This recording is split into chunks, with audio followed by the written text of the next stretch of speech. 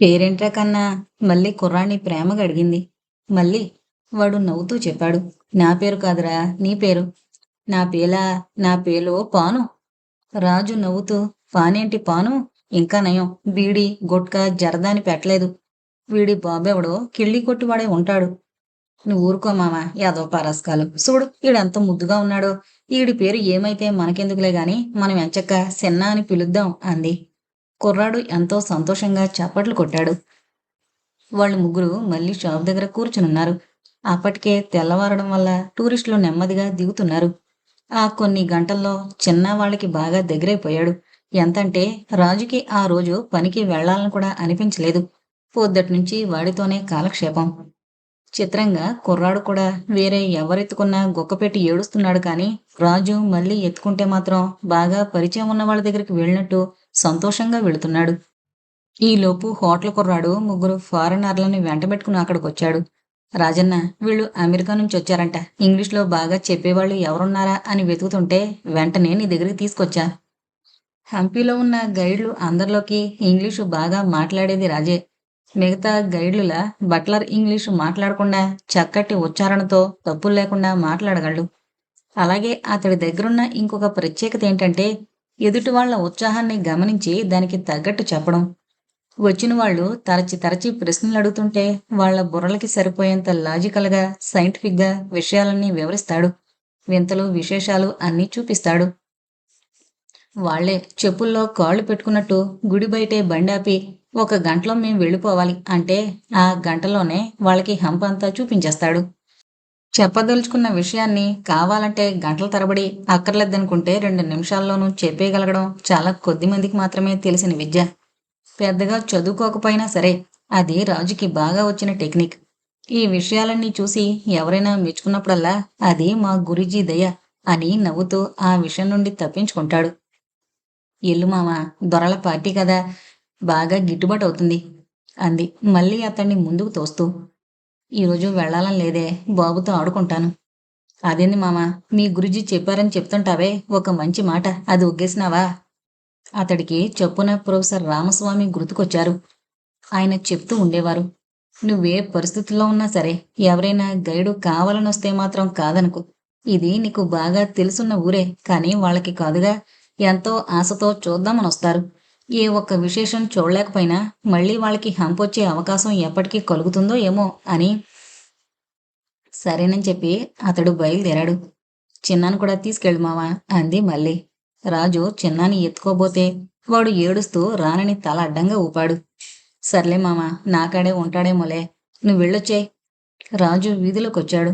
ఎదురుగా పశ్చిమం వైపు విరూపాక్ష దేవాలయం నిలువెత్తు గోపురం కనిపిస్తోంది. అది చూపిస్తూ ఆ ఫారినర్లకి ఇంగ్లీష్లో వివరించడం మొదలుపెట్టాడు.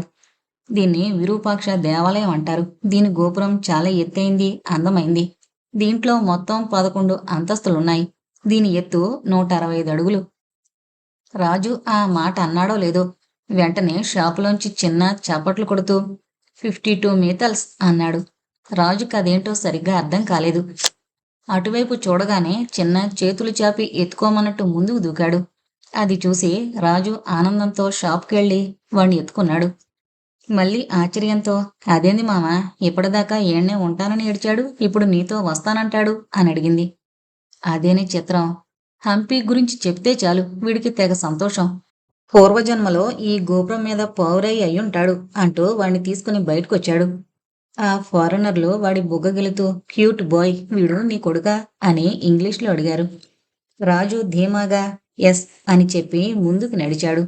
వాళ్ళకి విరూపాక్ష దేవాలయంలోని ప్రాకారాలు, రాయల గోపురం, మన్మధుని కోనేరు అన్నీ చూపించి గర్భగుడిలోకి తీసుకెళ్లాడు.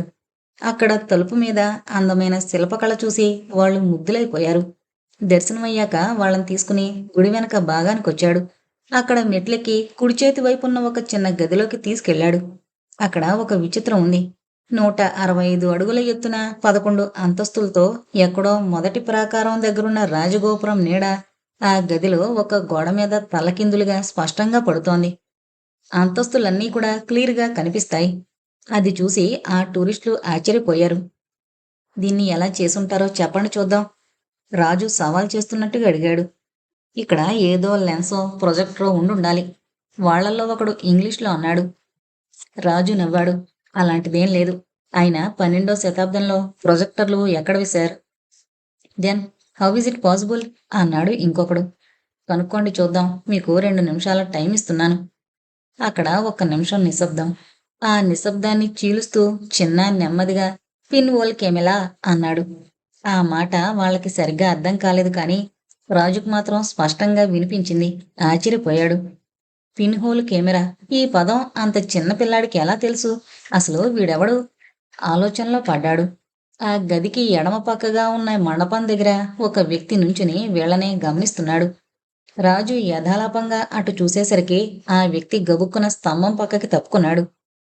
కాని ఆ ఒక్క క్షణంలోనే వాడి రూపం రాజు మస్తిష్కంలో ముద్రించుకుపోయింది.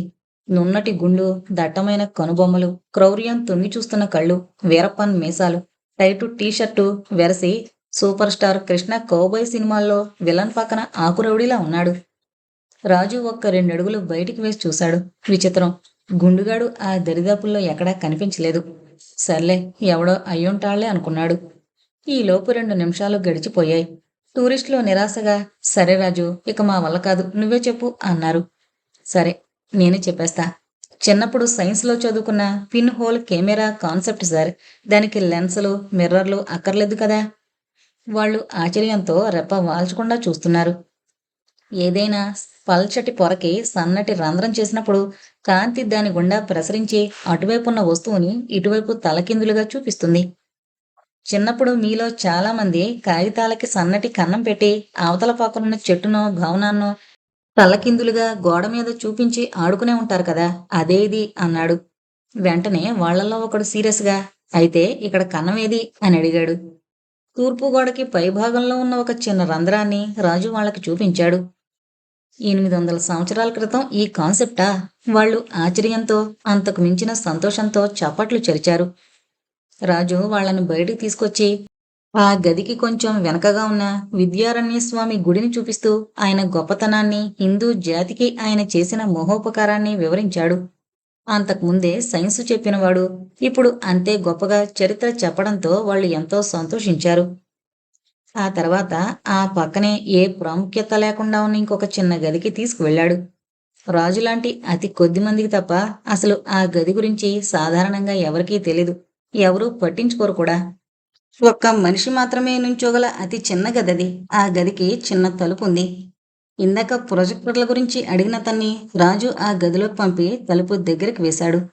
ఆ గదిలోకి వెళ్లి తలుపు వేసుకుని నుంచుంటే మనకి అడుగు దూరంలో ఉన్న గోడ మీద మన నీడ తలకిందులుగా పడుతుంది.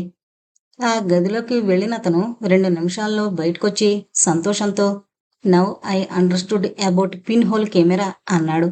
మిగతా ఇద్దరూ కూడా అలాగే లోపలికి వెళ్ళొచ్చారు. వాళ్ళ మొహాలు ఆనందంతో వెలిగిపోతున్నాయి. రాజు మెదడులో మాత్రం ఇందాక చిన్న అన్న మాటలే సుడిలా తిరుగుతున్నాయి. చిన్నాని తీసుకుని వాళ్లతో కలిసి విరూపాక్ష ఆలయం నుంచి బయటకొస్తుంటే రాజు దృష్టి ఎదురుగా ఉన్న మండపం సీలింగ్ పైన పడింది. గుండుగాడు దాని మీద పడుకుని తల బయటికి పెట్టి వేళనే చూస్తున్నాడు. రాజు అటు చూడగానే చటుక్కున పక్కకి దొర్లాడు. రాజుకి ఇందాక కలలేదు కానీ ఇప్పుడు మాత్రం వాడి మీద అనుమానం కలిగింది. ఎలర్ట్ అయ్యాడు. అక్కడి నుంచి మిగతా ఆలయాలన్నీ చూపించాడు. ఎక్కడికి వెళ్ళినా సరే కొన్ని అడుగుల దూరంలో ఆ గుండుగాడు రాళ్లచోట నుంచి ఫాలో అవడం రాజు గమనించాడు. రాజు కృష్ణాలయంలోకి వెళ్ళి బయటకొస్తూ ఓరగా అటు ఇటు చూశాడు. గుండుగాడు పక్కనే ఉన్న టెలిఫోన్ బూతులోంచి ఎవరికో కంగారుగా ఫోన్ చేస్తూ వీళ్ళు తన దృష్టిలో నుంచి తప్పించుకోకుండా మాటిమాటికి వెనక్కి తిరిగి చూసుకుంటున్నాడు. రాజు నిర్లక్ష్యంగా ఒక నవ్వు నవ్వుకుని ముందుకు నడిచాడు. అప్పటికే మధ్యాహ్నం అయింది. ఆ ఫారినర్లు రాజుతో, చాలా అద్భుతంగా చూపించావు రాజు. ఇప్పటికే చాలా దూరం నడిచాం, కాళ్ళు నొప్పెడుతున్నాయి. ఈరోజు రూముకు పోయి రెస్ట్ తీసుకుని మళ్ళీ రేపు వస్తాం. మిగతా ప్రదేశాలన్నీ చూడొచ్చు అని చెప్పి అతడి చేతిలో 1500 పెట్టి బయలుదేరారు. రాజు ఆ డబ్బు చూసుకుని మురిసిపోయాడు. తను చూపించిన కొద్ది దేవాలయాలకి ఇది ఎక్కువ ప్రతిఫలమే. ఫారినర్లలో ఉన్న గొప్పతనం అదే. వాళ్ళని సంతోషపెట్టాలి కానీ డబ్బుకి వెనకాడరు. వాళ్ళిచ్చిన డబ్బు కన్నా కూడా వాళ్ళ మొహాల్లో సంతృప్తి చూసి అతడికి ఇంకా ఆనందం కలిగింది. రాజు వెళ్ళిపోబోతున్న వాళ్ళని వెనక్కి పిలిచి ఆ రోడ్డు పక్కనే ఉన్న చిన్న ఆలయాన్ని చూపిస్తూ, ఇది గణేష్ ఆలయం. చాలా అద్భుతంగా ఉంటుంది. ఇదొక్కటి చూసేస్తే పడమర వైపు హంప అంతా చూసేసినట్టే. రేపొద్దున్నే ఉత్తరం వైపు నుంచి ప్రారంభించొచ్చు అంటూ చిన్నాని ఎత్తుకుని ఆ గుడిలోకి నడిచాడు. వాళ్ళు ఒకళ్ళ మొఖాలొకళ్ళు చూసుకుంటూ నవ్వుకుంటూ రాజు వెనకాలే ఆ గుళ్ళోకెళ్లారు. రాజు గొంతు సవరించుకుని, ఇది 18 అడుగుల ఎత్తున్న ఏకశిలా గణపతి విగ్రహం. హంపిలోకెల్లా అతి పెద్ద విగ్రహం ఇదే. గర్భగుడిలో ఉన్న పెద్ద విగ్రహాన్ని చూసి వాళ్ళు ఆశ్చర్యపోయారు. అంత చిన్న గుడిలో అంత పెద్ద విగ్రహం ఉంటుందని వాళ్ళు ఊహించలేదు. లోపలికి వెళ్లి విగ్రహం చుట్టూ ఉన్న సందులో నెమ్మదిగా తిరుగుతూ విగ్రహాన్ని చూసొచ్చారు. దీన్ని కడ్లేకాళ్ళు గణపతి అని, నారాయణ గణపతి అని అంటారు అంటూ గబుక్కున నాలుగు కరుచుకున్నాడు. ఆ రెండో పేరు చెప్పడం అతడికి అంతగా ఇష్టం ఉండదు. ఆ పేరు ఇంతకుముందు చాలాసార్లు చెప్పడము, వెంటనే జనాలు ఒక చిప్పు ప్రశ్న అడగడము, దానికి జవాబు చెప్పలేక ఇబ్బంది పడ్డము అతడికి అనుభవమే. కానీ చెప్పి చెప్పి అలవాటైపోయి నిద్రలో లేపడిగిన ఆ వాక్యాలు నోట్లోంచి ఆటోమేటిక్గా వచ్చేస్తూ ఉంటాయి. ఇప్పుడు అదే జరిగింది. అయినా వీళ్ళు ఫారినర్స్ కదా, వీళ్ళకి విషయాలని ఏం తెలుస్తాయిలే అని తనలో తనే అనుకున్నాడు. కానీ అతడి ఊహ తప్పని ఆ మరుక్షణమే తేలింది. ఆ టూరిస్టుల్లో ఒకతను, మిస్టర్ రాజు, మీ ఇండియన్ మైథాలజీలో గణపతి శివుడి కొడుకు కదా. నారాయణుడంటే విష్ణువు. మీ హిందువుల్లో శివుడు వేరు, విష్ణువు వేరు అని అనుకుంటారని కూడా నేను ఎక్కడో చదివాను. మరి అలాంటప్పుడు ఈ విగ్రహాన్ని నారాయణ గణపతి అని ఎందుకు పిలుస్తారు అని ఇంగ్లీష్లో అడిగాడు. ఆ ప్రశ్నకి సమాధానం అతడే కాదు, హంపిలోని ఏ గైడు చెప్పలేడు. అది అస్తమానం అతన్ని ఇబ్బంది పెట్టే ప్రశ్నే, కానీ ఈ ఫారినర్లు అడుగుతారని మాత్రం ఊహించలేదు. అతడి మొహం పాలిపోయింది. మనసులో మాత్రం ఆ విదేశీయులకి మన పురాణాల మీదున్న ఆసక్తికి, శ్రద్ధకి హ్యాట్స్ ఆఫ్ చెప్పుకున్నాడు. రాజు ఆలోచనలో పడ్డం చూసి అతడు నవ్వుకుంటూ, కారణం తెలీదా రాజు అన్నాడు. రాజు అవమానంతో కుంగిపోయాడు. అతడి మొహంలో ఏదో బాధ. ఒక సామర్థ్యం ఉన్న లెక్చరర్ క్లాసులో అద్భుతంగా పాఠం చెప్పి పిల్లలందర్నీ ఆకట్టుకున్నప్పుడు బెల్లై క్లాసులోంచి బయటకు వెళ్లే ముందు సరిగ్గా 1 నిమిషం ముందు ఒక స్టూడెంట్ అడిగిన ప్రశ్నకి సమాధానం చెప్పలేకపోతే ఆ టీచర్ మొహంలో కనిపించే బాధ లాంటిది. రాజు తలంచుకోవడం చూసి ఇంకొకతను, ఇందులో పెద్దగా ఆలోచించడానికి ఏముంది, ఒక పేరు వెనకాల ఒక పేరు పెద్ద తోకలా తగిలించుకోవడం ఈ ఇండియన్స్కి అలవాటేగా అన్నాడు హేళనగా. మిగిలిన వాళ్ళు పగలబడి నవ్వారు. వాళ్ళు నవ్వుకుంటూ రాజుకు బై చెప్పి బయటికెళ్ళిపోయారు.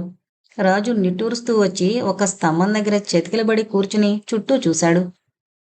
చిన్న ఒక పుల్ల తీసుకుని రాళ్లకి మధ్యలో ఉన్న మట్టిని తవ్వుతూ ఆడుకుంటున్నాడు. రాజు తనలో తాను అనుకుంటున్నట్టుగా, గణపతిని నారాయణ గణపతి అని పిలవడమేంటి విచిత్రం కాకపోతే అన్నాడు. సీరియస్గా ఆడుకుంటున్న చిన్న వెంటనే తలెత్తి చూసి, విగ్రహానికి కులివైపు ఆ లలుగులు నడిచి చూస్తే తెలుస్తుంది అనేసి మళ్ళీ తన ఆటలో మునిగిపోయాడు. రాజు ఆశ్చర్యపోయాడు. అతడికి ఆ వాక్యం స్పష్టంగా వినిపించింది, అర్థమైంది కూడా. విగ్రహానికి కుడివైపు 6 అడుగులు నడిచి చూస్తే తెలుస్తుంది. ఏం తెలుస్తుంది? ఏం తెలుస్తుందిరా చిన్న అని అడిగాడు. చిన్న అసలదేమీ పట్టనట్టు చిన్న చిన్న రాళ్లతో ఆడుకుంటున్నాడు. అప్పుడు వాణ్ణి చూస్తే ఇందాక ఆ వాక్యం అన్నది వాడేనా అనిపిస్తుంది. రాజు చిన్నా దగ్గరికి వెళ్ళి, చిన్నా, ఇప్పుడేమన్నావురా అని అడిగాడు. చిన్న అమాయకంగా తెలీదు అన్నాడు. రాజుకి విచిత్రం అనిపించలేదు. ఉదయం విరూపాక్షాలయంలో పిన్ హోల్ కెమెరా, ఇప్పుడేమో ఇది. వీడి మాటల్లో ఏదో అర్థం ఉండే ఉంటుంది అనిపించింది. ఆలస్యం చేయకుండా గుళ్ళోకి ప్రవేశించాడు. లోపలికి అడుగు పెడుతుంటే అతడి కాళ్ళు అప్రయత్నంగా వణికాయి. నిజంగా ఇందులో ఏదైనా మర్మం ఉందా, లేక చిన్నపిల్లాడి మాటలకి తను అనవసరంగా అంత విలువిస్తున్నానా అని ఒక్క క్షణం ఆలోచించాడు. సర్లే, ఏమైతే అదే అయిందని విగ్రహానికి కుడివైపు సరిగ్గా 6 అడుగులు వేసి అక్కడ నిలబడి తలెత్తి చూశాడు. ఆశ్చర్యంతో అతడికి నోట మాట రాలేదు. హంపిలో ఇన్ని సంవత్సరాలు గైడుగా పనిచేస్తున్నా తనకి గాని మిగతా గైడులకు గాని తెలియని అతి గొప్ప రహస్యం. హంపి గైడు పుస్తకాల్లో ఎక్కడా రాయబడని ఒక అపూర్వమైన రహస్యం. తనని ఎన్నాళ్ళ నుంచి వేధిస్తూ టూరిస్టుల ముందు తలంచుకునేలా చేస్తున్న ప్రశ్నకి సమాధానం. సరిగ్గా ఆ చోట్లో నుంచుని చూస్తే ఆ విగ్రహం వరాహస్వామి విగ్రహంలా కనిపిస్తోంది. తన కళ్ళని తనే నమ్మలేక అతడు ఒక్క క్షణం కొయ్యబారిపోయాడు. కళ్ళు నులుపుకుని మరీ చూశాడు. కల కాదు, నిజం. 18 అడుగుల ఎత్తున్న ఆ విగ్రహం ఎదురుగా నుంచుని చూస్తే ఒకలాగా, పక్కన నుంచుని చూస్తే ఒకలాగా కనిపించడం అక్షరాల నిజం. 1కి 2 సార్లు చూసి కన్ఫర్మ్ చేసుకున్నాక అతడు గుళ్ళోంచి బయటకొచ్చాడు. ఎవరికీ తెలియని రహస్యం ఇంత చిన్న కుర్రాడికి ఎలా తెలిసింది? అతడికి చప్పున ఆ విదేశీయులు గుర్తుకొచ్చారు. చిన్నాని ఎత్తుకొని రోడ్డు మీదకి పరిగెత్తాడు. ఆ హడావిడిలో దూరంగా ఉన్న చెట్టు వెనక నుంచి తొంగి చూస్తోన్న గుండుగాణ్ణి గమనించలేదు. రాజు బయటకొచ్చేసరికే ఆ టూరిస్టులు సందు మలుపు దాటి పొలంలోకి నెమ్మదిగా నడుచుకుంటూ వెళుతున్నారు. రాజు గట్టిగా చప్పట్లు కొట్టాడు. వాళ్ళకి వినిపించలేదు. వెంటనే పరిగెత్తుకుంటూ వాళ్ళు వెళ్లిన దారిలోనే వెళ్ళాడు. వాళ్ళని చేరుకోవడానికి అతడికి దాదాపు 4 నిమిషాలు పట్టింది. ఆయాసపడుతూ వచ్చిన అతణ్ణి చూసి వాళ్ళు ఆశ్చర్యంగా వాట్ హ్యాపెండ్ రాజు అని అడిగారు. రాజు సమాధానం చెప్పకుండా మీరు నాతో ఒక్కసారి గణేష్ దేవాలయానికి రావాలి అన్నాడు. వాళ్ళు వెనక్కి తిరిగి చూస్తే ఆ ఆలయం దూరంగా అంత ఎత్తులో కనిపించింది. రేపొస్తాం రాజు, ఇప్పుడు ఇక నడవలేం అన్నారు. రాజు పట్టుదలగా మీరు నడవలేకపోతే మిమ్మల్ని ఆటోలో తీసుకువెళతాను, కానీ మీరు రావాల్సిందే, ప్లీజ్, మీకు ఒక విషయం చూపించాలి అన్నాడు అభ్యర్థిస్తున్నట్టుగా. రాజు కళ్ళల్లో పట్టుదల చూసి ఇంకా తప్పదన్నట్లు అయిష్టంగా వాళ్ళు రాజు వెనకాలే బయలుదేరారు. ఒక 10 నిమిషాల్లో ఆ గుడికి చేరుకున్నారు. రాజు ఆయాసపడుతూ దీన్ని నారాయణ గణపతి అని ఎందుకంటారని ఇందాక అడిగారు కదూ, అదిగో అక్కడ నుంచుని చూడండి. ఈ విగ్రహం వరాహస్వామిలా కనిపిస్తుంది. వరాహస్వామి అంటే విష్ణువు అవతారాల్లో ఒకటి. ఒకే విగ్రహం ఎదుట్నుంచి చూస్తే గణపతిలాగా, పక్కనుంచి చూస్తే విష్ణువులాగా కనిపిస్తుంది కనుకనే దీన్ని నారాయణ గణపతి అంటారు అని గుక్క తిప్పుకోకుండా చెప్పాడు. వాళ్ళు నమ్మలేనట్టుగా లోపలికెళ్ళి 2-3 సార్లు చూసొచ్చారు. బయటకొచ్చి సంతోషంతో చప్పట్లు కొట్టారు. 18 అడుగుల విగ్రహాన్ని అంత గొప్పగా చెక్కడం మాటలు కాదు. ఇందాకటి హేళన, నిర్లక్ష్యం ఇప్పుడు వాళ్ళ చూపుల్లో ఎంతమాత్రం లేదు. దాని స్థానంలో రాజు మీద అపరిమితమైన గౌరవం చోటు చేసుకుంది. ఏదో గొప్ప విషయాన్ని తెలుసుకున్నామనే గర్వం వాళ్ళ కళ్ళల్లో కొట్టొచ్చినట్టు కనిపిస్తోంది. వాళ్ళు సంతోషంతో రాజుకి థ్యాంక్స్ చెప్పి బయటికి వెళ్లబోతూ ఒక్క క్షణం ఆగారు. అక్కడే నిలబడి వాళ్లలో వాళ్లే ఏదో గుసగుసలాడుకుని చివరికి వెనక్కొచ్చి రాజు చేతిలో ఇంకొక 1000 రూపాయలు పెట్టారు. వద్దు సార్, ఇందాక ఇచ్చారుగా అన్నాడు రాజు మొహమాటంగా. వాళ్ళు పర్లేదు రాజు, తీసుకో అంటూ అతడి చేతిలో పెట్టబోయారు. రాజు ససేమిరా వద్దన్నారు. చివరికి అక్కడే ఆడుకుంటున్న చిన్న జేబులో ఆ డబ్బులు పెట్టి అక్కడి నుంచి కదిలారు. రాజు ఆశ్చర్యంతో చిత్తరువులా నిలబడిపోయాడు. నిజమే, ఆ బహుమతి చెందాల్సింది చిన్నాకే.